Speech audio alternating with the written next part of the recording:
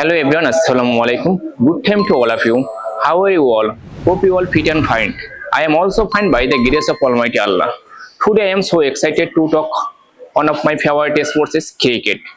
Which is cricket is most popular sport in our country. I usually play cricket when I was child. I usually play cricket in the evening with my friend. I normally play cricket in the field. This field is located beside my house. Sometimes we play cricket in our school field. I like mostly batting position. When we get more runs, that time we feel more confident and active.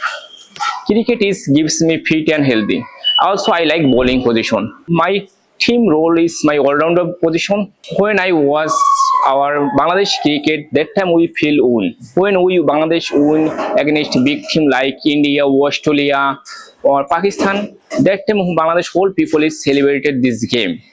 My favorite player is Sakib Al Hasan. Personally, I like him. He is more activity and I follow him. He is honest and hardworking person. That's why I like him. I like cricket because it keeps me fit and healthy. Thank you everyone listening to my speech. I hope you enjoyed something and it was helpful for you today. Thank you everyone. Goodbye. See you next video. Allah Hafiz.